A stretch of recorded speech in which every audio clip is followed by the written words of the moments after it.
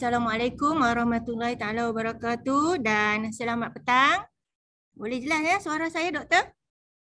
Boleh, insyaAllah. Okey.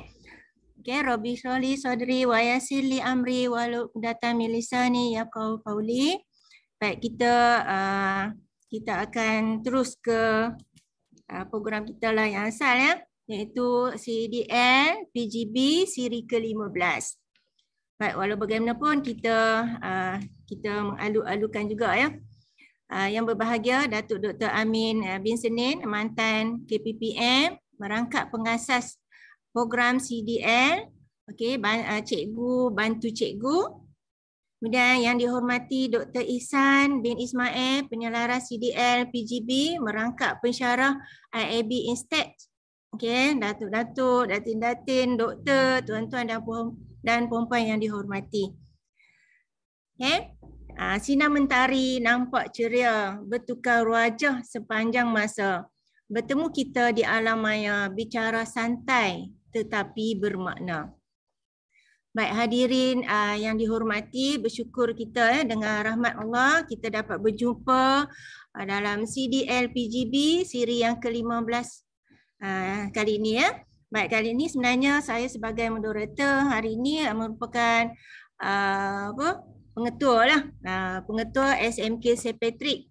Okay, saya pernah bentang sebelum ni siri pertama dan siri ke-10 dan hari ini saya sebagai moderator adalah kali kedua lah. Baik, kita akan sama-sama berkongsi ilmu dengan Dr. Rafi Johari. Nanti ya kita tengok doktor akan bincang berkaitan dengan amalan baik, pembelajaran masteri tidak berkesan dan nilai tambah dalam LEM.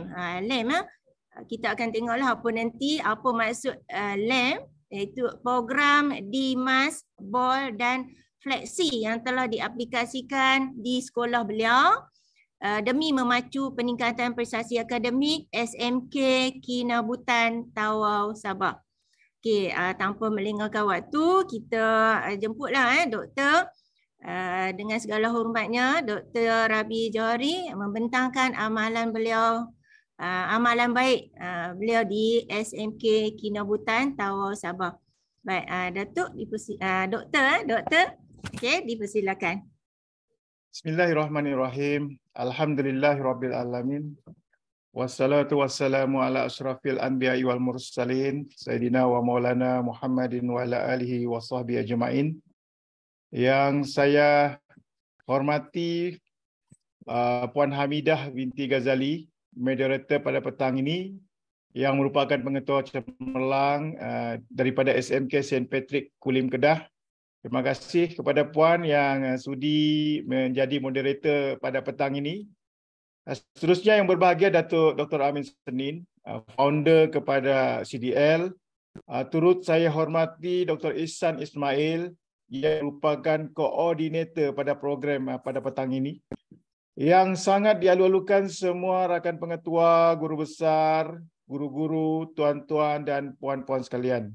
Sebelum itu saya ingin memanjatkan syukur kerana masih berpeluang untuk berkongsi pengalaman yang sejengkal ini dan kepada Urustia yang menyediakan platform ini untuk perkongsian sesama kita guru dan untuk tujuan percambahan ilmu.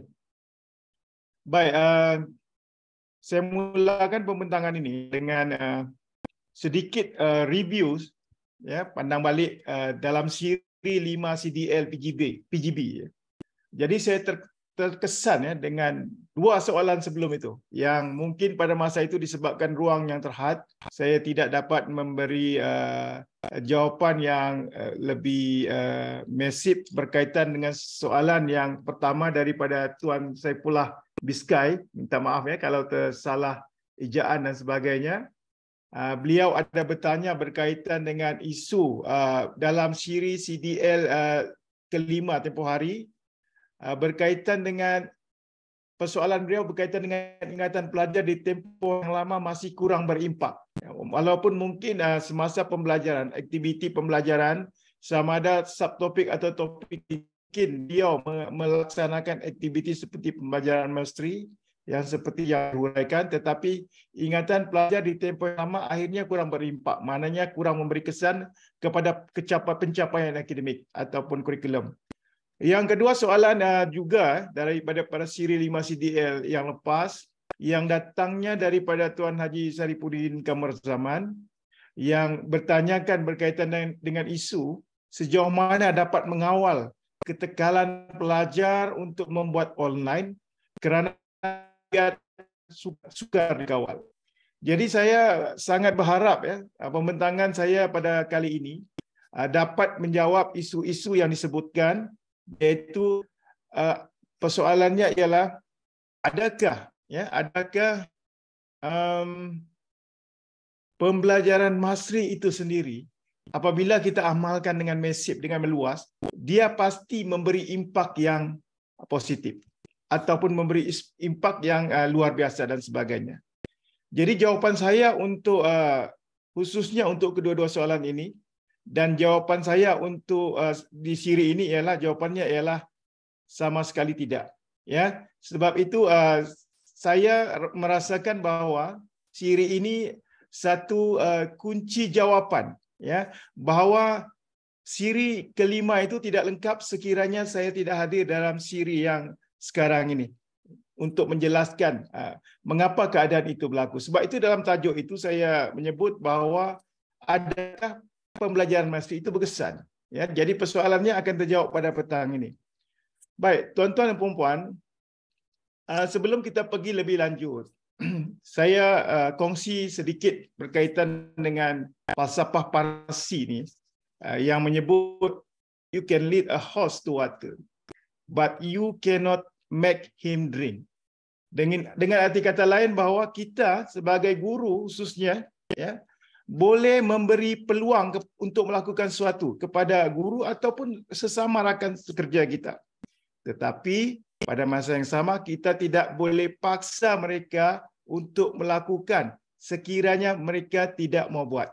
Ini menjawab sedikit sebanyaklah berkaitan dengan dua persoalan yang ditimbulkan oleh dua rakan kita yang hadir pada sesi CDL yang kelima lepas. Namun begitu, a good teacher will lead the horse to water. An excellent teacher will make the horse thirsty first. Will make the horse thirsty first ialah merupakan satu teknik ataupun kaedah di mana kuda itu akan minum air itu sekiranya kita memberi ataupun membuka peluang kepada pendekatan-pendekatan yang sesuai dengan suasana lokaliti pelajar berkenan. Dalam konteks ini kita bincang berkaitan dengan pelajar. Inilah yang dipanggil sebagai guru yang cemerlang.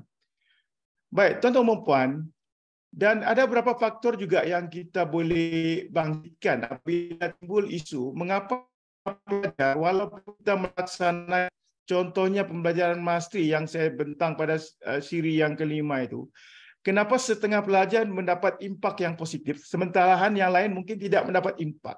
Jadi ini bergantung juga kepada teori pencapaian yang mereka harapkan, goal yang mereka harapkan kepada setiap pelajar itu. Jadi guru-guru atau tuan puan-puan boleh melihat dua senario berkaitan dengan motivasi pelajar itu. Ada setengah pelajar yang memang berhasrat untuk melaksanakan semua kerja-kerja yang kita arahkan, dengan harapannya ialah untuk mempertingkatkan kebolehan dia untuk belajar seberapa yang boleh, untuk mendapat seberapa ilmu yang boleh, Tetapi ada setengah pula yang cuba mengelak beberapa certain mungkin subtopik dan topik tertentu yang penting tujuannya tercapai. Contoh saya bagi macam ini, Contohnya pelajar ini berada di kelas pertengahan dan kelas hujung. Dan mereka datang ke sekolah mungkin bukan dengan hati yang rela, tetapi bersekolah dengan permintaan daripada ibu bapa ataupun paksaan daripada ibu bapa. Maknanya mereka mengharapkan hari-hari itu biarlah berlalu. Yang penting arahan daripada ibu bapa mereka itu untuk mereka menamatkan tingkatan 5 itu akan selesai. Jadi ini jenis pelajar yang kedua, Masri avoidance. Cuba menghindarkan arahan ataupun pengajaran yang kita sudah buat, walaupun kita yakin pembelajaran itu kalau dilaksanakan sepenuhnya akan memberi impak yang baik. Ada setengah pula performance approach, ya. Dia ingin menampilkan superiority dengan mengharapkan satu reward daripada usahanya itu. Dan satu lagi ialah golongan yang cuba mengelakkan apa juga, ya, mengelakkan apa juga untuk mengelakkan daripada dirinya malu, mungkin takut untuk buat kesalahan dan menjadi tumpuan umum. Jadi ini 4 kategori yang mempengaruhi cita-cita pelajar itu, sama ada dia follow atau tidak arahan yang kita buat atau pendekatan yang kita ajar. Dan kalau pelajar itu cenderung kepada mastery approach ataupun performance approach, pelajar ini berkebolehan atau berkecenderungan untuk berjaya. Tetapi untuk yang kedua itu, itulah yang mungkin menjadi halangan. Kenapa walaupun kita menampilkan satu pendekatan yang bagus, yang berkesan, tetapi tidak memberi impak yang besar kepada seseorang pelajar. Baik, tuan-tuan dan puan, sebelum kita pergi lebih lanjut berkaitan dengan konteks sebenar, ya, yang fokus yang ingin saya bentangkan pada petang ini, saya ingin berkongsi sikitlah berkaitan dengan aspek tipikal, ya, aspek tipikal yang mungkin kita sendiri melakukannya semasa kita berucap dengan pelajar, ya, ataupun guru kaunseling kita, ataupun penceramah. Dan ini adalah merupakan ungkapan yang biasa kita dengar. Contohnya menyebut, untuk mencapai kecemerlangan, anda perlu berusaha. Ataupun ungkapan siapa yang lebih berusaha, dia akan lebih berjaya. Ataupun ungkapan usaha tangga kejayaan. Ataupun ungkapan mereka yang bertungkus lumus pasti akan berjaya. Ya, saya ingat ini adalah merupakan contoh-contoh tipikal yang sering berlaku dalam ucapan-ucapan awam, khususnya dalam konteks ini ialah untuk pelajar dalam perhimpunan dan sebagainya. Tetapi tahukah kita bahawa realitinya perkataan seperti usaha itu, tungkus lumus itu adalah satu konsep yang besar dan sangat luas. Apabila pelajar mendengar apa yang kita perkatakan, bagi pelajar yang mungkin mereka berpendapat bahawa untuk yang dimaksudkan dengan usaha itu, apakah ini dimaksudkan dan bagaimana untuk mencapainya. Jadi ekspektasi kita, jangkaan kita ialah bahawa pelajar itu sangat matang dan bertindak seperti individu dewasa. Contohnya kalau kita hadir dalam satu mesyuarat, ya, dan kita misalnya sebagai ketua jabatan dan meminta supaya ketua bidang khususnya melaksanakan, berusaha untuk memastikan projek itu berjaya. Bagi seorang ketua bidang yang berpengalaman, apabila disebut macam itu, dia sudah tahu laluan yang perlu dia buat. Apakah usaha yang perlu buat selepas saja mesyuarat itu berakhir. Tetapi kita tidak boleh expect benda yang sama berlaku kepada pelajar. Jadi pelajar ini dalam keadaan usia yang begitu muda, sebenarnya mereka ini perlu dibimbing, perlu dibantu untuk kemenjadian dengan tools yang relevan dengan persekitaran lokaliti. Suka saya sebutkan persekitaran lokaliti di sini sebab kita tidak boleh meletakkan satu benda, satu arahan ataupun satu tujuan untuk semua sekali. Sebab seperti yang kita sedia maklum, setiap sekolah, setiap institusi mempunyai isu-isu yang tersendiri yang tidak sama dengan sekolah-sekolah lain. Baik, tuan-tuan dan puan, saya ingin berkongsi sikit berkaitan dengan apa yang disebut oleh Jim Rohn. Beliau mengatakan bahawa mindset, akal fikiran ni asalnya bukan untuk tujuan pencapaian, bukan untuk kecemerlangan. Tetapi mindset ini asalnya, rekaannya ialah untuk manusia itu survival dan aspek dan terdorong kepada benda-benda yang manusia itu sukai. Jadi usaha mencapai kecemerlangan contohnya adalah merupakan aspek yang kontradiksi dengan fungsi semula jadi mindset. Kerana untuk cemerlang, kita perlu melakukan perkara-perkara yang tidak nyaman. Seperti aspek pengorbanan waktu berehat, ketekunan terhadap sesuatu, mengingat dan sebagainya. Ini dimaksudkan oleh Jim Rohn bahawa mindset pelajar-pelajar yang cemerlang itu sebenarnya menentang ataupun melawan aspek yang originally mindset itu tujuannya adalah untuk survival. Baik, Kita akan pergi pelan masuk kepada konsep yang akan saya letak pada petang ini. Bagaimana kesinambungan di antara masalah ataupun isu, kalau saya ambil balik, imbas balik isu dalam siri kelima itu, rakan-rakan mungkin telah melaksanakan secara masif tetapi tak berjaya. Jadi dalam siri ini sebagai penutup kunci jawapan kepada semua itu, seperti saya katakan tadi, satu metodologi bukan jaminan, walaupun metodologi itu sangat baik, hampir sempurna, tetapi bukan jaminan kepada kejayaan. Tetapi kita perlu faham berkaitan dengan konsep learning and empowerment yang saya akronimkan sebagai LEM. Sebelum tu saya bagi lebih kurang ringkas berkaitan dengan apa yang dimaksudkan sebagai learning untuk tuan-tuan dan puan-puan dapat membezakan di antara learning dan juga empowerment. Learning ini adalah satu proses di mana laku perubahan dalam behavior seseorang pelajar khususnya hasil daripada pengalaman yang mereka alami. Sama ada pengalaman itu di peringkat kelas, di sekolah ataupun di persekitaran apabila mereka balik dan di rumah, ya. Dan keinginan untuk mencari ilmu, ya, melalui belajar, mendapat skill, ya, belajar, sama ada belajar ataupun mengajar atau instruction ataupun daripada pengalaman lain. Proses untuk mendapatkan ilmu, ya, proses di mana behavior berubah, ya, dibentuk ataupun akhirnya kontrol. Yang ini satu aspek yang sangat menarik pada saya lah, ya, berkaitan dengan learning, ya. Learning ini ialah untuk mengubah diri, membentuk dan akhirnya kita dapat kontrol diri kita, dan ini berkaitan dengan apa yang saya sebutkan tadi, berkaitan dengan konsep mindset itu sendiri yang asalnya tujuannya ialah untuk survival, bukan untuk mencapai kecemerlangan. Jadi apabila pelajar mencapai satu tahap sehingga dapat kontrol keinginan dan sebagainya itu, pelajar-pelajar inilah yang nanti kita akan lihat kecenderungannya ke arah kecemerlangan. The individual process of construction understanding based on experience from a wide range of source. Berkaitan dengan learning, sebenarnya panjang lagi, tapi saya bagi 2 slide saja untuk learning, sebab fokus saya bukan ini. Fokus saya ialah tools, ya, tools untuk empowerment nanti.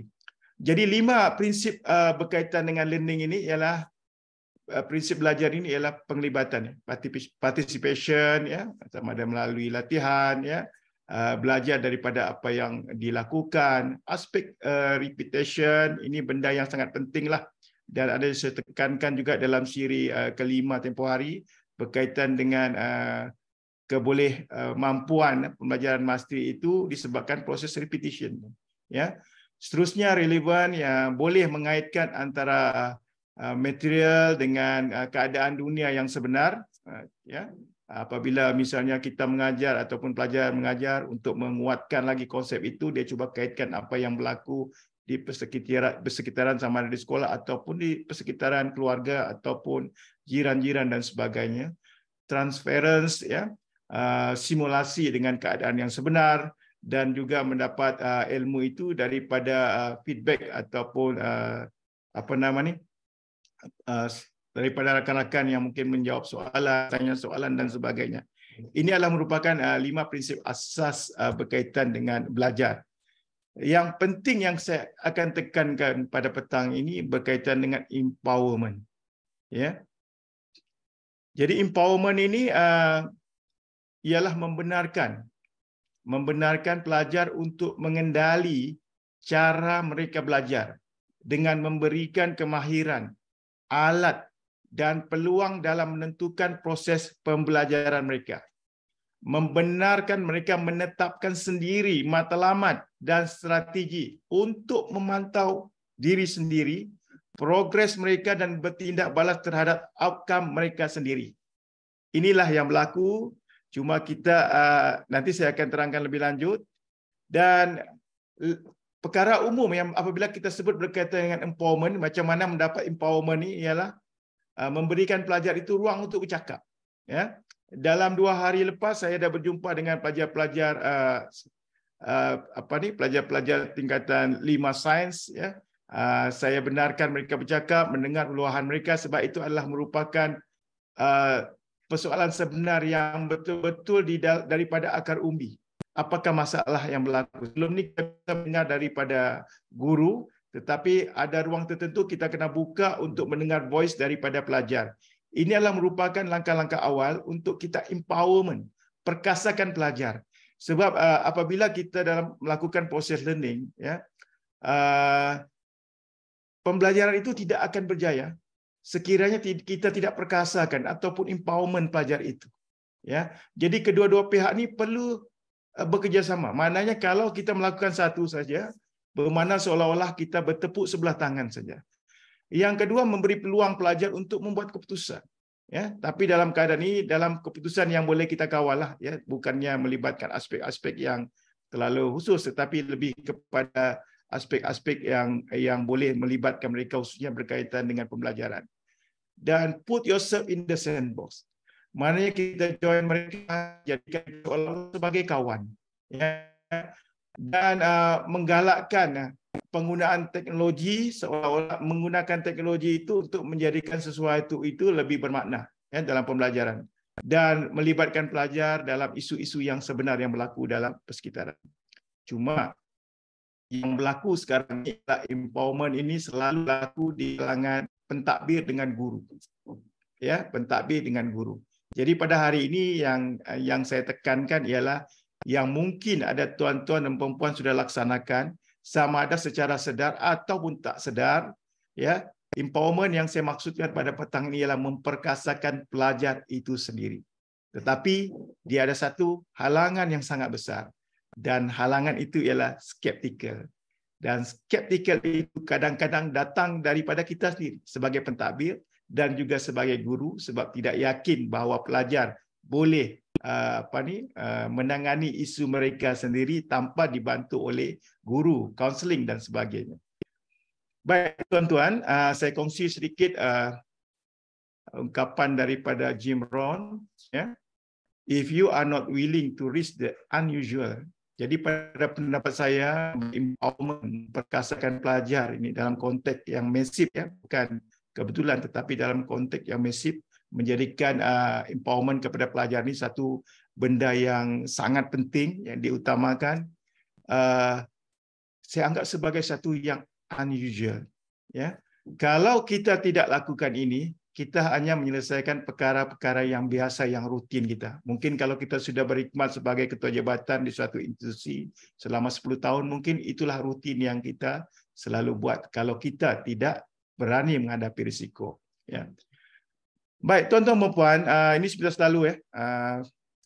Yang dalam kotak itu daripada mula saya bertugas, ya. Ini saya flashback saja daripada yang lepas untuk peringkat SPM di sekolah yang kedua saya. Ini untuk peringkat STPM meningkat secara konsisten. Lepas tu di sekolah yang pertama saya dalam pencapaian SPM meningkat secara konsisten, dan juga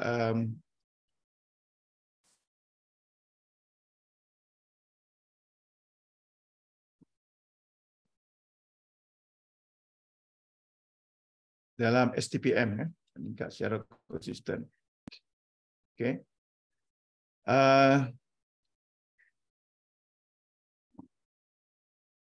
Dan kita pergi kepada tool yang pertama, yang ini tak asing, jadi saya tak akan hurai panjang lebar berkaitan dengan benda ni. Yang ini telah pun saya huraikan panjang lebar khusus dalam satu slot CDL pada siri yang ke-5. Cuma saya perlu flashback balik berkaitan dengan empowerment ataupun memperkasakan pelajar dengan memperkenalkan mastery learning, di mana pelajar itu sendiri yang melaksanakan semua latihan, disemak, dan kita hanya mendapat grade dan juga markah, dan seterusnya kita boleh membuat penambahbaikan sama ada perlu melaksanakan pengayaan ataupun pemulihan. Tetapi master learning ini syaratnya ialah dia akan menjadi efektif dan juga efisien dengan syarat 80%, ya, 80% daripada latihan itu pelajar itu cek, dan markah-markah itu wajib direkodkan, ya.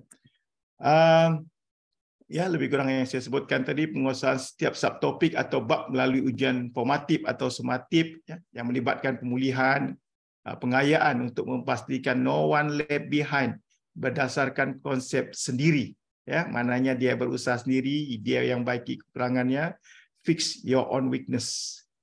Ini master learning. Dan ini lebih kurang ya, slide ini saya sudah share dalam siri yang kelima itu, saya hanya flashback sekejap saja ya, berkaitan dengan set idea dan amalan pengajaran secara individu. Bagi mereka rakan-rakan yang berminat boleh lihatlah ya siri 5 pembentangan saya berkaitan dengan pembelajaran mastery. Untuk sekolah saya yang baru ni ya, sekolah saya yang baru ni yang saya baru masuk pada bulan 12 tahun 2022 ini, saya sekarang dalam proses untuk mengupgradekan light worksheet ya yang saya bentang sebelum ini, daripada berdasarkan topikal kepada subtopik, dan rakan-rakan guru sekarang sedang dalam proses berusaha ya, bukan satu proses yang mudah ya, proses berusaha untuk menghasilkan bahan-bahan ini supaya kelak kita akan dapat ya, khususnya untuk sekolah saya, dan saya akan kongsi di dalam website cikgukita.com untuk mendapatkan latihan-latihan yang disemak sendiri oleh pelajar dalam bentuk bukan saja topikal tetapi subtopik. Cuma apa yang tambahan yang saya buat di sini ialah berkaitan dengan kalender ini ya. Mungkin tuan-tuan perempuan masih ingat ya, kalau kita di universiti ya, kalau saya dulu di Universiti Sains Malaysia, apabila saya mendaftar saya akan diberi satu kalender. Ya, dengan kalender itu saya akan dapat untuk membuat jangkaan bila masa saya perlu bersedia untuk belajar, buat assignment, dan bila masa saya perlu beli tiket dan sebagainya. Jadi konsep itu saya bawakan semula ke sekolah, di mana untuk setiap pelajar saya mencetak satu mini kalender untuk mereka, di mana melalui kalender itu mereka sudah dapat gambaran bilakah bercuti dan bilakah peperiksaan akan dilaksanakan. Supaya nanti harapan kita ialah tidak ada pelajar yang memberi alasan bahawa mereka tidak perform disebabkan mereka tidak tahu, tidak dapat jangka bila peperiksaan akan dilaksanakan. Jadi setakat ini alhamdulillah ya, mungkin ini sebahagian daripada impak. Saya tidak boleh klaim ya perkembangan yang terbaru ini sebab saya baru berada di sekolah yang baru ini dalam 10 bulan ya. Dan kita sudah menyediakan benda ini termasuk pembelajaran mastery dan sebagainya, dan beberapa tools yang akan saya perkenalkan nanti. Tetapi alhamdulillah ya, kalau mengikut rekod sekolah ini, hampir setiap tahun rekod dia turun naik kecuali untuk periksaan STPM agak konsisten kecuali masa PKP tempoh hari. Tetapi untuk SPM peningkatannya setiap tahun berubah, sekejap naik, sekejap turun ya. Dan kita telah melihat anjuran baru-baru ini untuk pelajar-pelajar tingkatan 5 sama ada daripada penggal 1 hingga pertengahan tahun, perbandingan dengan pelajar yang senior tahun lepas dengan tingkatan 4 ini, dan yang sekarang yang menduduki tingkatan bawah, kita sudah menjangkakan akan berlaku unjuran sekurang-kurangnya 3 atau 4 tahun dia akan meningkat. Sekiranya ini berlaku, ini adalah merupakan satu pencapaian yang bagi saya sangat besar. Sebab saya mementingkan berkaitan dengan konsistensi supaya perlahan-lahan untuk kita meningkat. Kita tidak mau meningkat pada masa tahun yang depan, kita akan menurun balik. Ya. Jadi ini adalah satu contoh ya, small ya, tapi bagi saya satu impak yang besar. Di mana apabila dalam perhimpunan saya bertanya dengan pelajar, bilakah peperiksaan? Itu cara saya mengujilah ya, bertanya dengan pelajar bila peperiksaan berikutnya, pelajar ramai-ramai boleh menjawab bila peperiksaan yang berikutnya. Berbanding sebelum ini kita tak kenalkan kalender ya. Pelajar hanya terpinga-pinga bila kita bertanya bila peperiksaan, dan mereka hanya tahu maklumat itu daripada ucapan cikgu. Misalnya cikgu mengucapkan 2 minggu atau 3 minggu lagi akan peperiksaan, barulah pelajar terpinga-pinga dan tahu ya. Jadi ini benda ni walaupun nampak small tapi saya percaya dia akan memberikan impak yang besar kepada pelajar khususnya. Jadi empowerment ataupun tools yang kedua yang saya akan perkenalkan pada petang ini, yang saya panggil sebagai program BOL. BOL ini adalah akronim. Akronim daripada perkataan Book for All. Saya berpendapat dan ini amalan bukan dibuat semasa di sekolah ini saja ya, tetapi hampir 10 tahun. Syarat pertama untuk pelajar itu mencapai satu pencapaian yang lebih baik ialah setiap pelajar, tak kiralah sama ada dia pelajar miskin ke ataupun dia pelajar susah, mampu, sama ada pelajar mampu atau tidak mampu membeli buku, kita kena pastikan semua pelajar mesti ada buku rujukan lengkap. Dan buku rujukan lengkap itu perlu disediakan oleh panitia, ya, perlu disediakan oleh panitia untuk memastikan bahan yang diberi itu adalah bahan yang memang standard, yang mampu membawa pelajar itu ke arah kecemerlangan. Walau bagaimanapun kita consider, sebab di dalam sekolah-sekolah yang bukan pilihan, kita ada beberapa aras pelajar. Pelajar yang agak cemerlang, sederhana dan juga agak tertinggal. Jadi kita membenarkan panitia untuk mempertimbangkan bahan untuk pelajar cemerlang, pertengahan dan juga peringkat yang lebih kurang penguasaan mereka ini untuk disesuaikan dengan level mereka. Dan semua buku ini, ya, semua hasil ini, buku rujukan ini kita cetak di sekolah, kecuali bagi subjek-subjek yang elektif. Ya, bagi subjek-subjek elektif mana pelajaran tak ramai, kita benarkan photostat di luar. Jadi program BALL ni ataupun Book for All ini memastikan semua pelajar mempunyai buku rujukan untuk tujuan membuat kerja rumah, persediaan ujian, peperiksaan dan belajar di rumah. Jadi pada pendapat saya, tidak adil membiarkan seolah-olah pelajar tentera berperang tanpa senjata, khususnya pelajar yang tak mampu dan yang tiada buku yang berkaitan. Ya, jadi seolah-olah apabila kita menghadapi peperiksaan, seolah kita menghadapi perang. Jadi tak adil, ya, pelajar yang kurang berkemampuan, yang di rumahnya, di atas buku dia, di atas parahnya mungkin hanya ada 4 subjek saja buku rujukan dia, sedangkan dia ambil 8 subjek disebabkan ketidakmampuan dan sebagainya. Ya, jadi kita bagi fair per head student sebab setiap pelajar ada PCG masing-masing. Ya, jadi kos tahun pertama memang agak tinggi sebab kita perlu mencetak untuk tingkatan 1 hingga tingkatan 5. Cuma untuk cetakan tingkatan 1 kita akan cetak sekali 1, 2 dan 3 punya buku rujukan ataupun nota. Begitu juga dengan tingkatan 4 kita akan photostat sekali bahan untuk 4 dan 5. Maknanya pelajar tingkatan 1 tu dia akan gunakan semula bahan itu sampailah dia tingkatan 3. Begitu juga dengan pelajar tingkatan 4 dia akan menggunakan bahan itu sampailah mereka berada di tingkatan 5. Cuma pada tahun yang kedua itu kos akan menjadi kurang sebab kita hanya fokus kepada pelajar tingkatan 1 dan pelajar tingkatan 4. Ini yang dipanggil sebagai program BALL. Indah adalah merupakan satu contoh proses pemerkasaan pelajar ataupun empowerment, sebab kalau tidak ada benda yang basic ini sukar untuk kita memastikan pelajar kita survive. Baik, ini adalah merupakan contoh, ya. Ini bukan contoh, ini yang sebenarnya cetakan yang kita buat di peringkat sekolah bagi bidang-bidang tertentu. Kalau kita lihat dari segi jumlah kertas dan jumlah rem itu, jumlah kertas itu pada keseluruhan setakat ini kita telah mencetak menggunakan kertas 544,077 keping kertas. Dan dalam rem kita sudah mencetak menggunakan 1090.154 rem. Ya. Jadi persoalannya sekarang ini adakah percetakan ini adalah satu yang ekonomik ataupun kita cetak di luar saja, ya. Jadi saya bawa satu contoh di sini, ya, contoh yang sebenar, ya, contoh yang sebenar berdasarkan sekolah saya.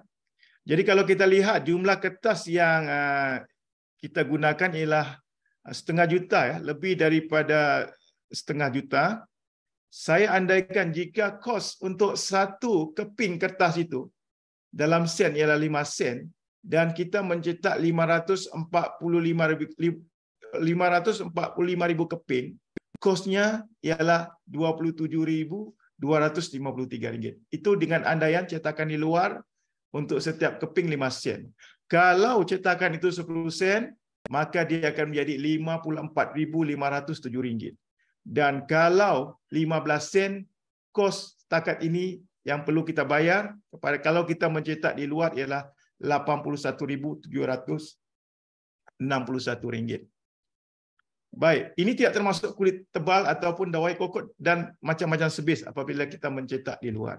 Yang ini saya bawakan sama ada program ini ekonomik atau tidak. Ya, sebab itu saya suka bawa program yang kita pastikan dia bukan saja efisien tetapi juga efisien, ya, menjimatkan wang dan juga tenaga. Baik, tuan-tuan dan puan, yang ini perbandingan, ya, kalau kita cetak dalam dan juga di luar. Kalau kita cetak di dalam, ya, kalau kita cetak di dalam, ini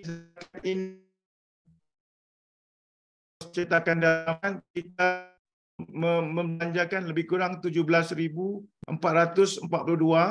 dengan anda menggunakan double A80 GSM, ya. Jadi kalau kita bandingkan, kalau kita dapat cetakan di luar 5 sen itu, kita sebenarnya telah jimat sebanyak RM9.811.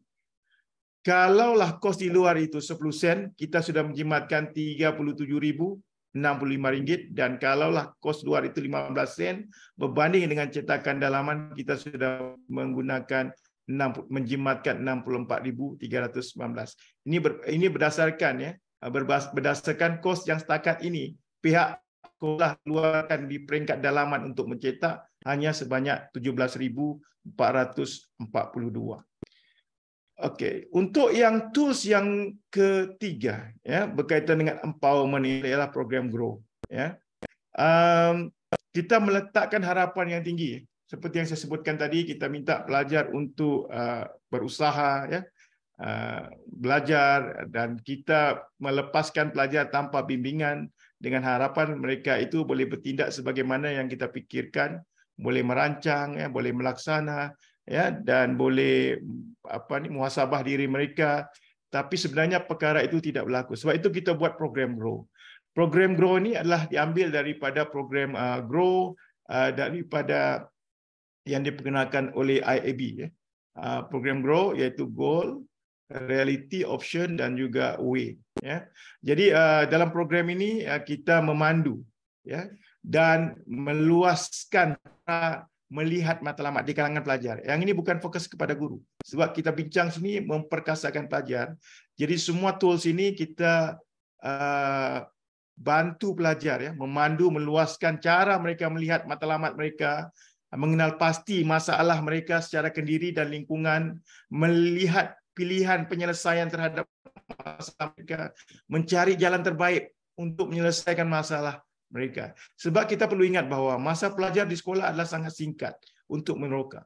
Saya bagi contoh dalam pembentangan sebelum ini oleh Mr. Vincent, ya, daripada Sarawak, pengetua JUSASI tempoh hari. Beliau dalam mengimplementasikan program yang mereka buat itu sehingga mencemerlangkan sekolah itu, idea itu dikutip ataupun diambil, dipelajari selepas 13 tahun mereka berkhidmat. Jadi pelajar tidak mempunyai masa yang begitu banyak untuk mencari experience untuk menentukan mana yang baik atau tidak. Jadi kita sebagai gurulah yang sepatutnya memperkasakan pelajar untuk mereka berdikari, untuk mengenal pasti sendiri masalah, cara penyelesaian, dan juga mencari option yang mereka ada, ya. Ini adalah merupakan contoh, ya. Kita telah mudahkanlah, ya, kita telah mudahkan borang yang digunakan daripada IAB tersebut. Kita bagikan kepada 4 bahagian, iaitu pelajar akan diminta untuk menuliskan matlamat, ya, realiti yang sebenar apa yang berlaku dalam proses untuk mencapai matlamat itu. Mereka gariskan semua realiti yang berlaku dalam kehidupan mereka. Contohnya PNGK yang mereka mahukan ialah 3.0, tetapi yang sebenarnya berlaku yang ada ialah 2.0. Jam belajar kendiri kita sudah tetapkan. Nanti saya akan terangkan dalam empowerment yang seterusnya di bawah nanti. Banyak masa mereka dihabiskan untuk game sehingga akan mereka tak dapat laksanakan dan sebagainya. Jadi matlamat, masalah yang sebenar, dan kita bagi mereka untuk berbincang untuk buat option. Kita bincang di dalam perjumpaan tersebut dan kita benarkan mereka untuk kembalikan semula kertas itu pada hari keesokannya selepas mereka fikir masa-masa apakah option yang mereka ada untuk mengatasi masalah yang berlaku dalam aspek realiti itu. Selepas itu dia pergi kepada yang terakhir, way. Kita mahu dia mula bergerak dan kita mahu mereka tetapkan tarikh bila mereka akan bermula. Biasanya kita akan syorkan segera yang boleh. Dan kita mahu mereka meletakkan tarikh ataupun due yang tepatnya supaya nanti kita tidak mahu ada pelajar yang menunda-nunda dan sebagainya. Ya. Dan kita akan adakan perjumpaan untuk kali kedua selepas peperiksaan berlangsung untuk menilai semula apa yang mereka telah gariskan ini dalam borang grow yang saya maksudkan ini. Ini contohlah, ya, contoh yang dibuat oleh pelajar tingkatan 6, ya. Pelajar tingkatan 6 dan ini untuk oleh pelajar-pelajar tingkatan 5.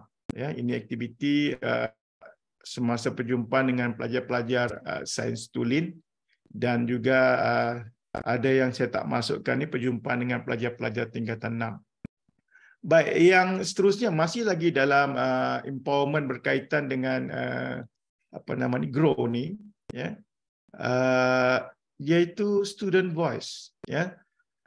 Untuk pihak sekolah kita menyediakan satu instrumen penilaian PNP guru di mana input itu datangnya daripada pelajar sendiri. Pelajar akan bagi ulasan tentang prestasi guru-guru yang mengajar mereka sendiri dan selepas itu kita akan analisis untuk membantu guru meningkatkan aspek-aspek yang mungkin mendapat teguran daripada pelajar.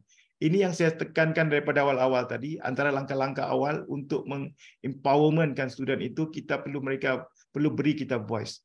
Dan mungkin ada setengah sekolah merasa benda ini satu yang tak sepatutnya. Tetapi kita perlu lihat, contohnya bagi sekolah saya contohnya, ya, setiap bulan kerajaan membayar termasuk staf AKP dan sebagainya, kerajaan membayar 948,000, hampir 1 juta setiap bulan, ya.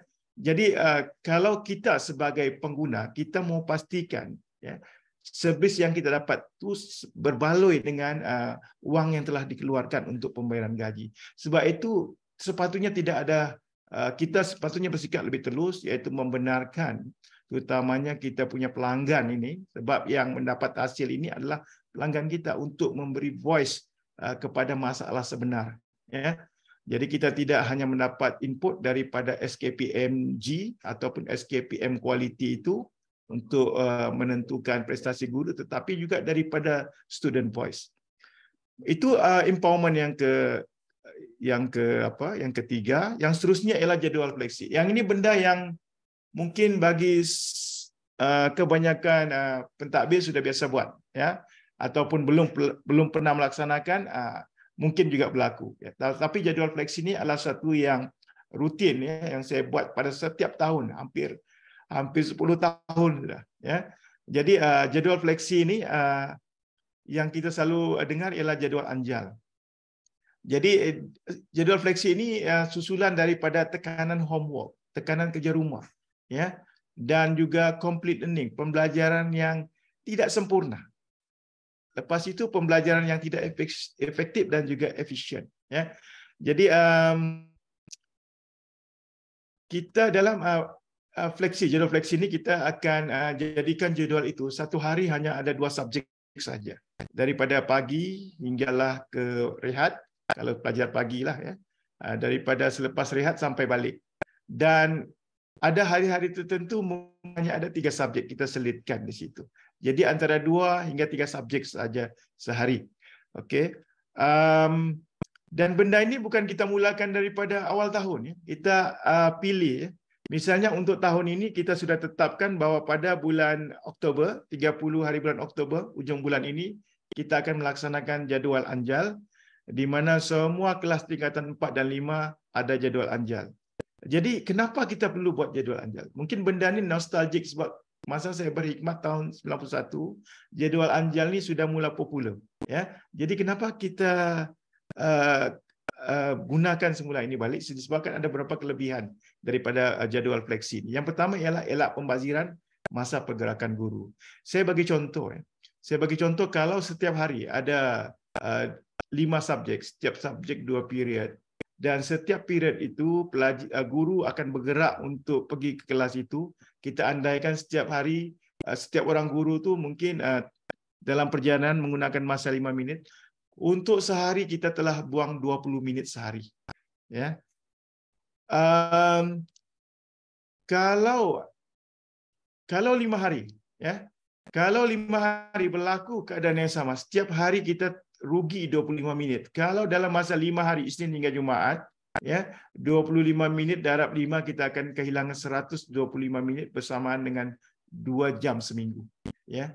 Dan kita bayangkanlah kalau ada 5 guru, ya, ada 5 guru dan setiap guru itu komit untuk memastikan pelajar mereka buat kerja rumah dan pastikan dikembalikan pada besok atau lusa. Bayangkan tekanan yang dihadapi oleh pelajar pada hari itu. Mereka terpaksa belajar 5 subjek, membuat 5 latihan kerja rumah.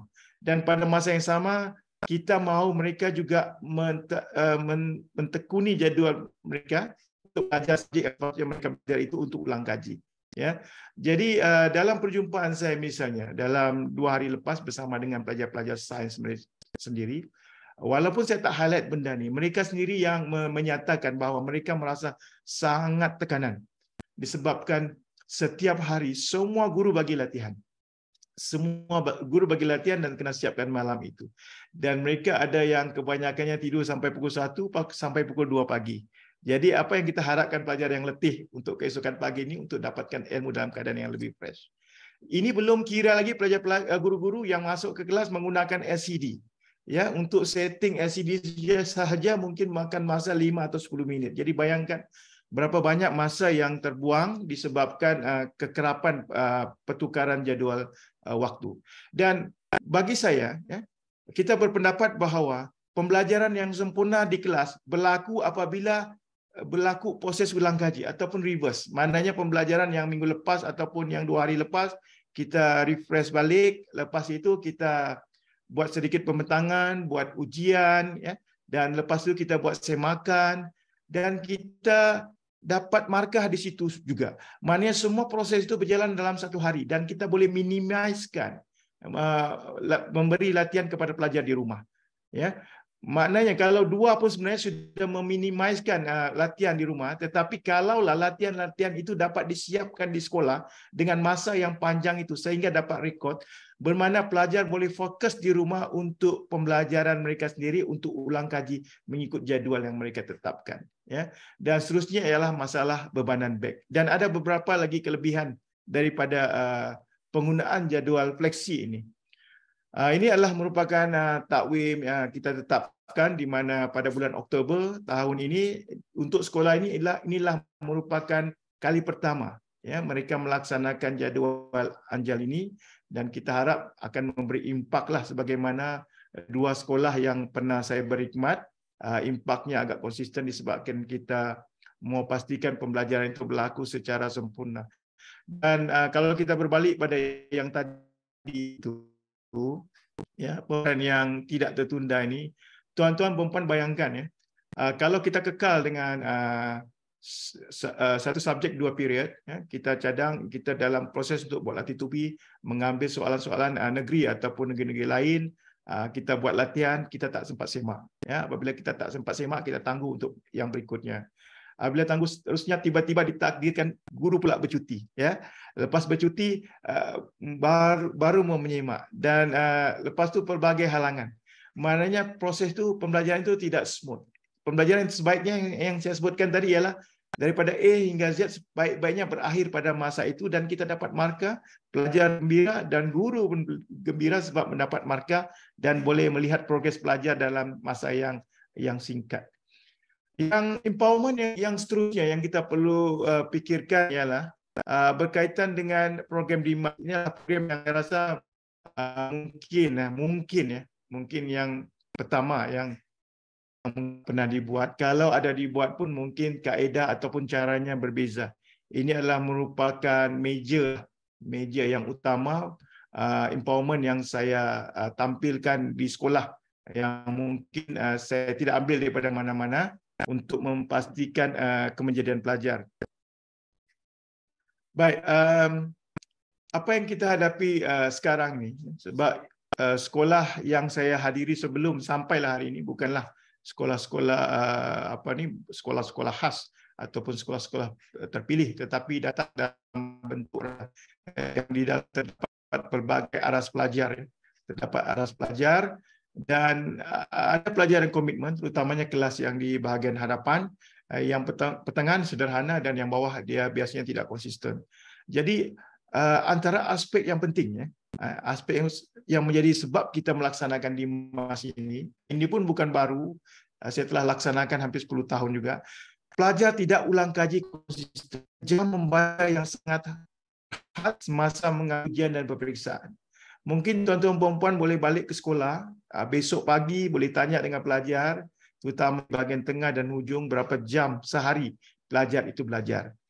Mungkin tuan-tuan dan puan, terutama sekolah-sekolah yang bukan terpilih, akan terkejut berkaitan dengan belajar untuk sehari pelajar-pelajar berkenaan. Ya.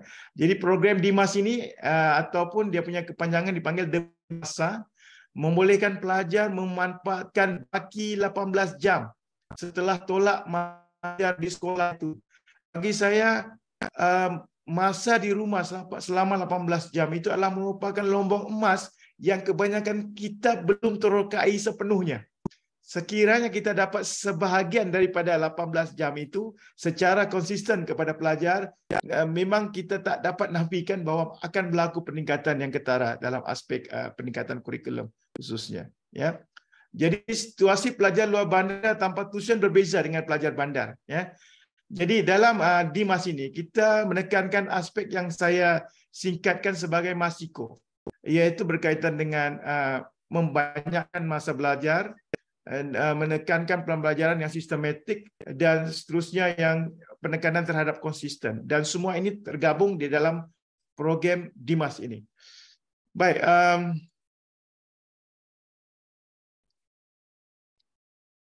yang ini saya tak akan huraikan, ya. Saya tak akan huraikan.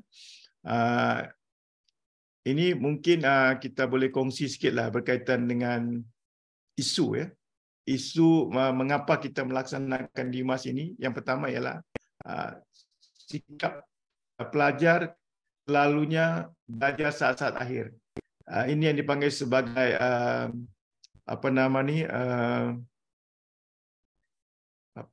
dipanggil sebagai nanti saya akan ulas balik, ya. Belajar hanya apabila hampir peperiksaan. Ya, belajar hanya apabila hampir peperiksaan. Yang kedua ialah pelajar tidak menguasai kandungan kerana jarang ulang kaji dan aktiviti kendiri. Walau bagaimana baik pun guru mengajar, tetapi kalau tidak proses empowerment, iaitu pelajar itu kena berusaha sendiri belajar di rumah, pembelajaran tak akan. Dan pelajar banyak membazir masa, hanya belajar di sekolah 6 jam dan kebanyakan membazirkan masa 18 jam di rumah. Yang seterusnya, idea pembelajaran kendiri bukan budaya. Ya, maknanya sebelum ini masih saya maksudkan untuk sekolah-sekolah tertentu yang bukan pilihan, apalagi luar bandar, di mana budaya untuk ulang kaji sendiri, ya, ataupun disebabkan mereka tidak ada tujuan, mereka sepatutnya membudayakan belajar kendiri, tetapi ini tidak berlaku. Ya, sebab mungkin tidak ada penekanan daripada pihak sekolah itu sendiri, ataupun di kalangan ibu bapa yang mungkin kefahaman tentang pendidikan itu masih rendah, ya, dan mereka mungkin tidak, disebabkan pendidikan rendah, mereka tidak tahu macam mana untuk membantu anak mereka untuk meningkatkan pelajaran, ya. Dan seterusnya tiada budaya tuition, ya. Jadi bagi setengah sekolah yang ada budaya tuition di luar dan sebagainya, walaupun DIMAS ini tak dijalankan, masih pelajar itu boleh memperoleh kecemerlangan, ya, disebabkan tuition itu sendiri seolah-olah pendorong kepada mereka untuk melakukan pembelajaran di rumah. Baik, ini adalah program DIMAS yang kita sudah laksanakan di sekolah saya. Ya. Kita telah melaksanakan pengagihan buku program DIMAS ini pada pelajar. Oleh kerana ini adalah sekolah yang pertama dan budaya itu masih baru. Ya, sebelum ini saya laksanakan daripada tingkatan 1 ke tingkatan 5. Tetapi untuk sekolah ini oleh kerana baru di sini, kita mulakan untuk tingkatan 5 dahulu sebelum kita akan lanjutkan tingkatan 3 dan 4 pada tahun hadapan. Ya, jadi untuk tahun ini untuk tingkatan 5 saja. Dan antara agenda yang kita buat semasa kita bagi taklimat ialah di samping pengagihan buku, kita adakan taklimat bagaimana benda ini dilaksanakan dan seterusnya diikuti oleh ikrar pelajar. Ini contoh muka depan dan muka belakang program DIMAS yang kita buat di sekolah untuk pelajar. Jadi objektifnya ialah macam biasa menggunakan masa di rumah secara bermanfaat, ya, konsisten, teratur dan sistematik. Pelajar lebih komitmen, alternatif murid supaya dapat bersaing dengan rakan-rakan mereka daripada sekolah lain yang terlibat dengan kelas tuition ataupun sekolah-sekolah yang lebih cemerlang pelajar-pelajarnya. Okey, kita memulakan pemantauan pada 17 Julai untuk tingkatan 5 termasuk juga kita untuk BD tingkatan 5 dan program ini akan berlangsung setiap minggu. Saya sendiri, kecuali saya ada terlibat dengan meeting dan sebagainya, maka akan diambil alih oleh guru disiplin dan juga UBK bersama ahli kuasa di semua kelas, yang menyimak semua kelas. Okey. Ini kita skip. Ini adalah contoh borang ya, isi kandungan di dalam itu. Tarikh ini pelajar akan isi. Ya. Doktor, boleh saya mencelah? Takut Ya, saya Puan. lupa. Kat sekolah doktor ada tak yang tidak menguasai 4M, dan kalau ada, macam mana pula doktor atasi masalah pelajar-pelajar yang macam ni? Yang kelas belakang tu. Alhamdulillah Puan, untuk sekolah saya, alhamdulillah tidak ada yang tak menguasai. Semua boleh membaca lah. Boleh membaca. Oh, okey. Saya untuk sekolah saya pada tahun 2008, saya menghadapi sekolah yang memang pelajar saya antara yang tertinggi di daerah saya dari segi yang tidak boleh membaca. Itu kita guna pendekatan lain termasuk minta bantuan daripada sekolah guru-guru sekolah rendah yang ada kepakaran untuk pemulihan kepada pelajar-pelajar berkenaan. Tetapi untuk sekolah sekarang ni saya tidak hadapi masalah macam tu. Semua pelajar boleh membaca. Okey, doktor, sebab sekolah saya masalah itulah. Sebab tahun ni untuk calon SPM tahun ni ada 2 orang kan. Jadi itulah nak dapatkan idea juga. Okey, tak apalah doktor. Teruskan. Baik Puan. Jadi ini semua diisi oleh pelajar itu sendiri. Itu yang kita bagi tahu tadi sebagai empowerment. Pelajar itu yang perlu digerakkan sendiri, tetapi syaratnya mereka perlu dipandu. Ya, perlu dipandu, perlu ditaklimat dan sebagainya. Jadi contohnya pada hari Isnin, dia belajar daripada 2 hingga 3 petang, dia akan catat 1 jam. Subjek yang dia belajar untuk tingkatan 4, aspeknya bab 1 hingga 3, dan kita minta, sebab ini kita wajibkan, selagi ibu bapa tak tanda tangan di situ, maka kita andaikan pelajar itu gagal untuk menyelesaikan pada minggu itu. Dan kita akan catat nama untuk proses seterusnya, sama ada tindakan ataupun tindakan daripada pihak UBK. Ya. Jadi tanda tangan itu akan ditandatangan oleh bapa mereka sendiri ataupun ibu ataupun penjaga yang telah dewasa. Begitulah seterusnya, ya, sampailah hari, ya, walaupun mereka tak terlibat pembelajaran pada hari Sabtu dan Ahad, fokus kita ialah untuk pelajar tingkatan 5 ini ialah mereka mesti gunakan sekurang-kurangnya 15 jam dalam seminggu. Tetapi untuk pelajar-pelajar pilihan termasuk pelajar-pelajar elit, kita tetapkan jam mereka mesti capai 20 jam.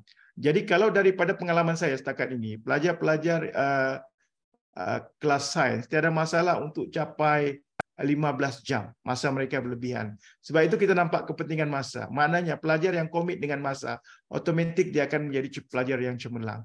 Kita lihat saja ya, apabila kita buat semakan, pelajar-pelajar selain daripada 5 sains memang akan ramai yang tidak dapat mematuhi. Tetapi apabila kita pergi ke kelas 5 sains, belajar 5 sains tiada masalah untuk menyelesaikan 15 jam, malah kadang-kadang masa mereka sumbang di rumah lebih daripada 20 jam. Jadi kita nampak situ kesan masa dan juga pencapaian ataupun kedudukan mereka.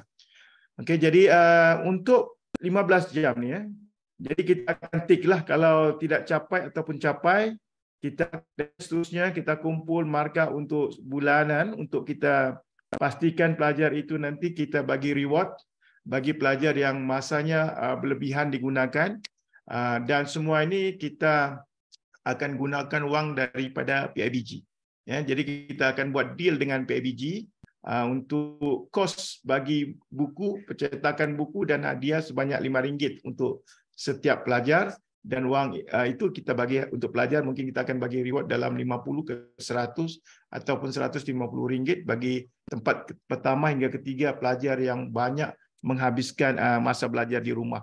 Tetapi ini kita relatekan pula dengan prestasi mereka. Kalau misalnya walaupun mereka banyak belajar tetapi tidak relate dengan pencapaian, kita anggap benda itu tak valid. Maknanya ada satu unsur-unsur lain yang berlaku di situ.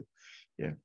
Baik, dan di dalam buku berkenaan juga kita selitkan jadual belajar di sekolah, dan juga kita minta mereka buat jadual peribadi mereka berdasarkan subjek di sekolah. Contohnya pada hari Isnin itu, ya, di dalam jadual sekolah ada subjek BI dan juga PSB contohnya. Jadi kita mau pastikan bahwa di rumah itu pelajar mesti selaraskan. Jadi ada dua pilihan lah, sama ada hari itu belajar, malam ini belajar subjek yang belajar di kelas itu, ataupun pelajar itu belajar awal subjek yang sebelum mereka masuk di dalam kelas. Jadi pembinaan jadual itu kita bimbing mereka supaya mereka dapat sinkronis antara pembelajaran di kelas dan juga di rumah terus berkesinambungan. Ya. Dan tindakan guru penyelaras apabila mereka melawat setiap minggu, ya, tanpa fail, setiap minggu mengumpul rekod pencapaian dalam satu borang, memantau mingguan bersama pengetua, kecuali saya terlibat dengan mesyuarat, memilih calon untuk anugerah capaian jam, dan guru-guru ataupun ahli jawatan kuasa guru-guru itulah juga tempat pelajar-pelajar merujuk sekiranya ada masalah dari segi teknikal, kehilangan buku dan sebagainya. Ya. Dan selepas taklimat itu kita akan minta pelajar itu berikrar untuk memberi keyakinan mereka akan berusaha sepenuhnya. Jadi secara umumnya, ya, mungkin ada yang mengatakan bahawa mungkin ada pelajar yang mengelakkan daripada nama dicatat ataupun mungkin dalam bentuk denda yang lain. Mungkin dia hanya damikan saja masa dan sebagainya.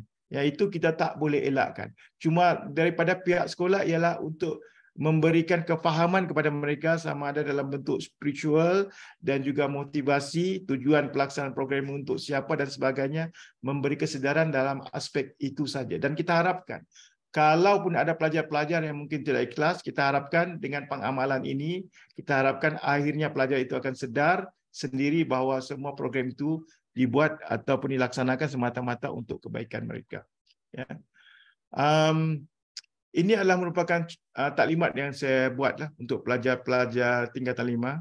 Tak adil untuk kita buat untuk kita laksanakan program ini tanpa taklimat. Jadi kita taklimatkan dengan terperinci dan pelajar boleh bertanya direct ataupun memberi input-input baru kepada kita apa yang kita perlu buat untuk memastikan program ini dapat dilaksanakan dengan lebih berkesan.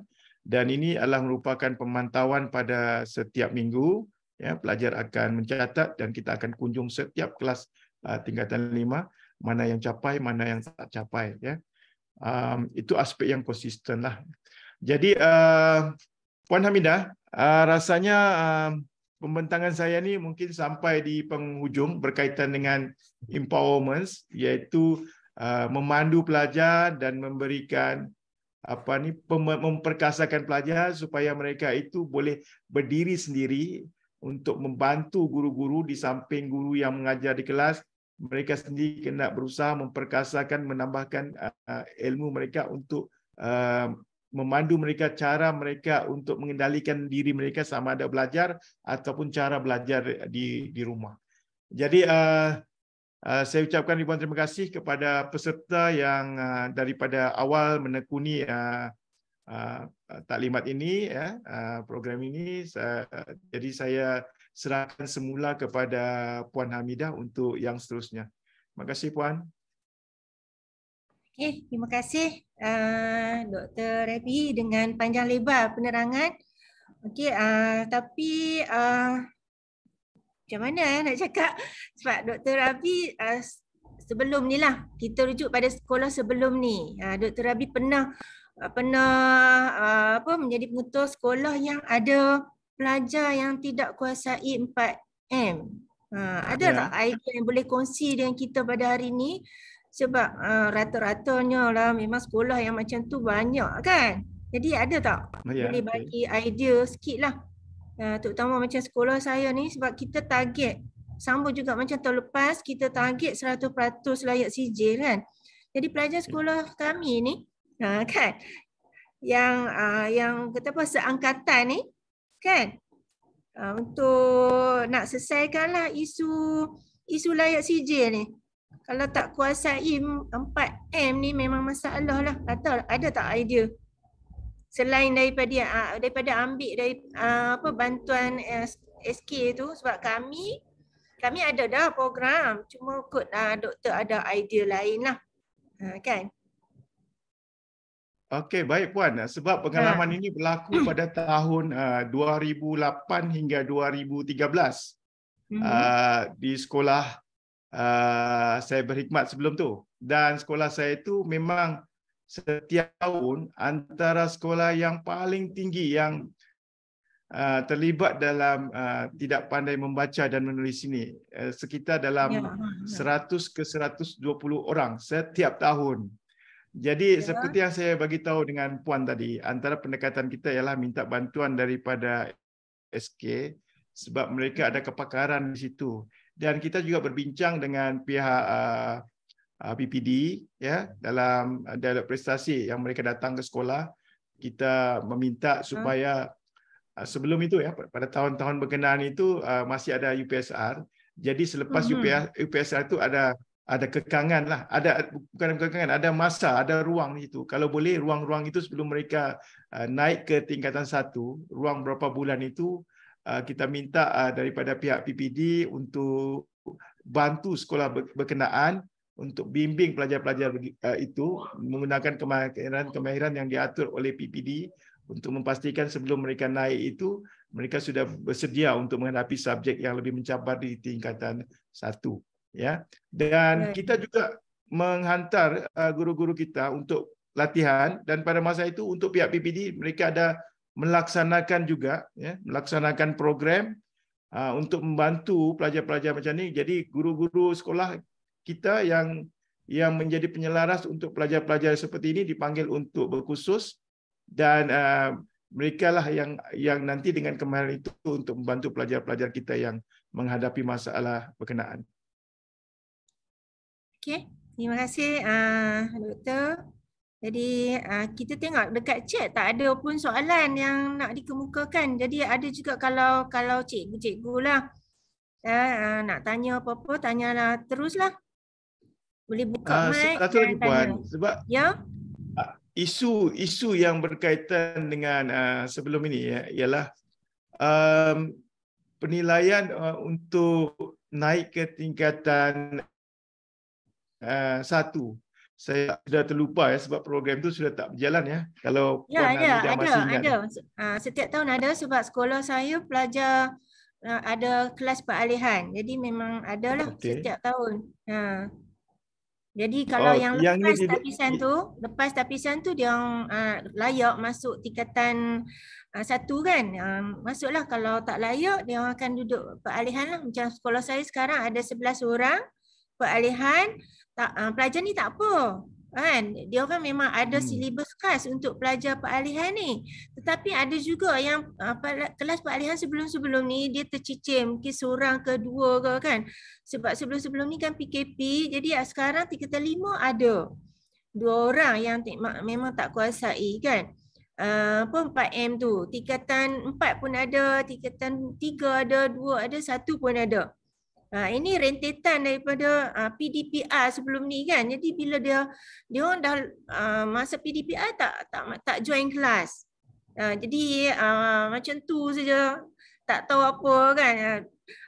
Malah ada yang kena belajar semula tulis ABC. Contoh macam tingkatan 3 sekarang, tingkatan 4 sekarang, tingkatan 5, ada yang macam tu. Kami buat satu program, kami bagi nama Celik Ilmu. Okey, belajar dari awal guna bukulah sayang tu, macam saya cerita intervensi masa saya bentang intervensi layak CJ lah itu, siri ke-10 kan. Jadi kami buat macam tu lah. Supaya kan pelajar ni mula dari awal balik guna modul bacalah sayang. Jadi seorang cikgu akan ambil lah seorang pelajar, macam saya pun ambil seorang pelajar supaya pelajar tu maksudnya hujung nanti sebelum naik tingkatan tu dia boleh tulis lah ataupun boleh baca dan faham ayat-ayat simple yang ada 2 suku kata. Contoh macam saya suka belajar, saya suka makan nasi goreng, macam tu lah. Kalau belajar ni kami tak buat macam tu, maksudnya dia akan tidak menguasai 3M secara berterusan lah. Jadi kami buat macam tu. Sebab apa? Kita tak boleh nak dapatkan bantuan siapa-siapa. Sebab apa? Yang cikgu sekolah rendah dia tetap cuma kita boleh buat macam ni saja. Cikgu sekolah rendah sekarang kan tahap 2 tu pastikan dia orang kenal pasti pelajar yang tidak kuasai 4M ni sebelum dia naik ke sekolah menengah, pastikan dia orang boleh baca. Maksudnya menguasai 4M. Kalau tidak benda ni berlarutan lah sampai bila-bila. Macam tu. Kan? Okay. Jadi itulah yang saya dapat kongsi sebab saya memang hadap benda tu lah. Dan banyak juga sekolah lain di Kulim ni yang kami sama-sama kongsi lah masalah yang sama. Bantuan dari cikgu sekolah rendah itu sajalah. Maksudnya dia orang pantau pelajar yang sekarang ada di depan mata mereka tu. Jadi pastikan pelajar tu kan darjah 3, 4, 5, 6 tu pastikan dia orang boleh baca kuasai 4M sebelum naik ke sekolah menengah. Itu saja yang boleh kita cadangkanlah kan. Okey. Saya tengok dekat chat. Okey, ada yang tanya apa ni tingkatan berapa tu kan? Okey. Okey, doktor, tingkatan berapa tu? Saya pelajar saya kami buat program tu tak untuk tingkatan yang remove kita tak buatlah sebab dia ada silibus dia sendiri. Okey, kami buat sekarang tingkatan 1 ada 2 orang. Tingkatan 2 tingkatan 1 ya 2 orang. Tingkatan 2 ada 2 orang.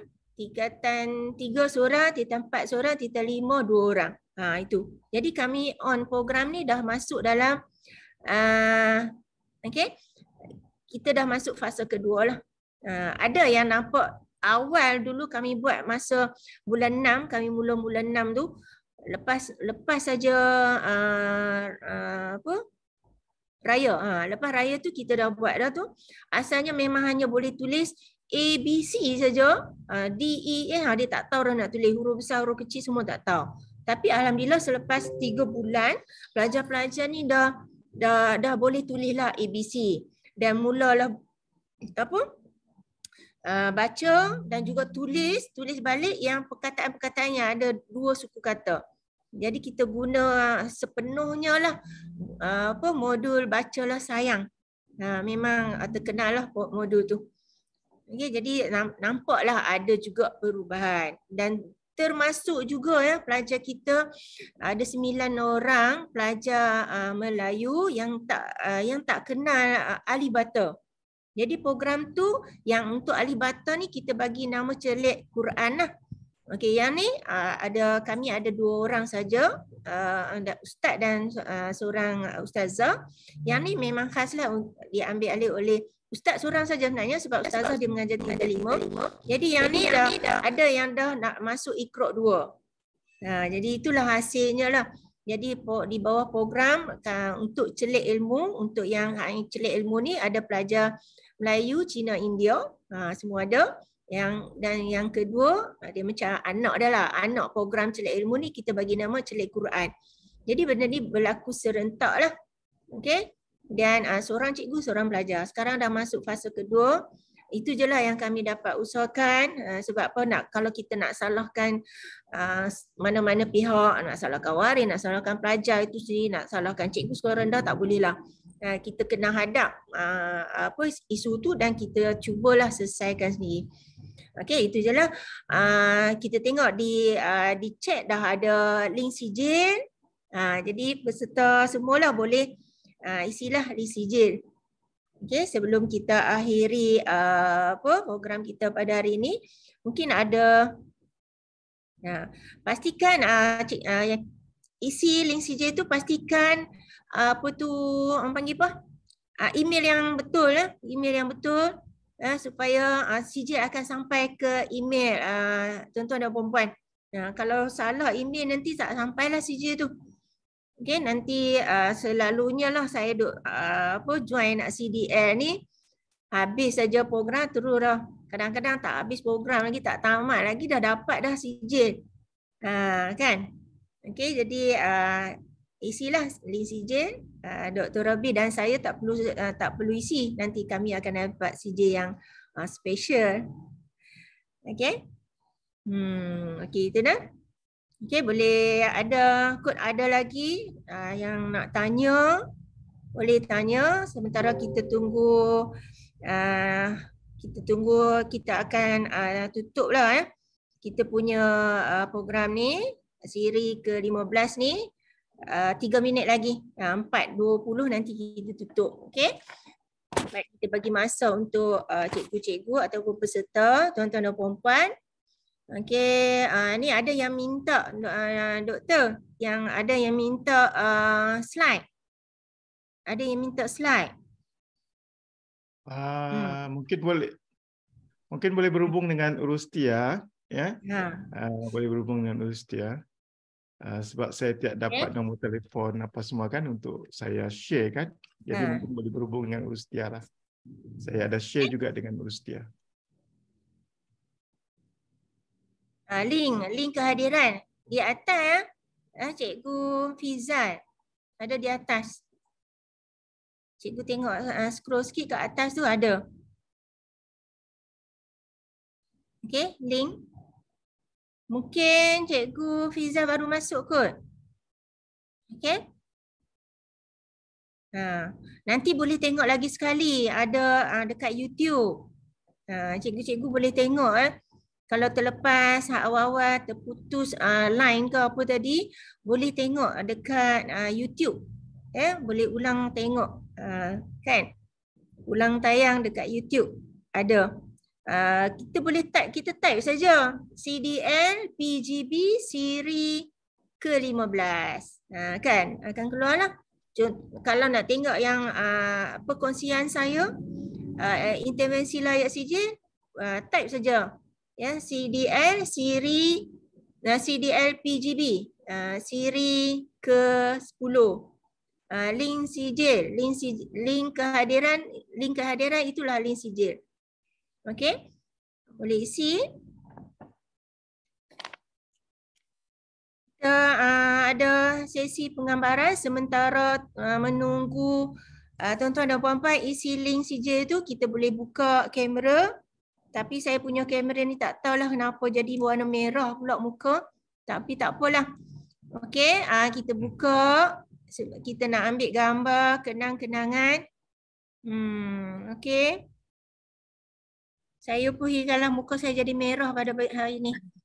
Tak marah pun, tapi dia jadi merah. Kenapa tak tahulah. Okey. Okey. Saya mula ambil gambar ya. Senyum pun nampak merah juga muka saya. Okey, semua dah ready. 1, 2, 3. Sekali lagi. 1, 2, 3. Okey, freestyle. 1, 2, 3. Okey. Okey, pihak penganjur lah, kami semua tim CDL mengucapkan terima kasih atas sokongan tuan-tuan dan puan-puan yang turut hadir dalam program CDL ni. Kami memohon ampun dan maaf jika ada sebarang kekazaran, ada yang tergendala apa-apalah. Sebarang kecacatan tu minta maaf. Okey, saya sudahi perkongsian kita pada petang ini dengan serangkap pantun. Sebab saya ni memang suka berpantun. Okey, kalau pergi ke Tanjung Piai, akhirnya penghujung benua Asia. Kini tiba saat kita bersurai, di lain siri kita berjumpa. Okey, jangan lupa minggu depan kita ada siri yang ke-16, tajuk lain pula yang kita sama-sama tahulah, sentiasa tajuk yang menarik. Okey, sekian, terima kasih. Assalamualaikum warahmatullahi taala wabarakatuh. Waalaikumsalam warahmatullahi. Terima kasih Puan Hamidah. Sama-sama. Kita jumpa lagi minggu depan. InsyaAllah.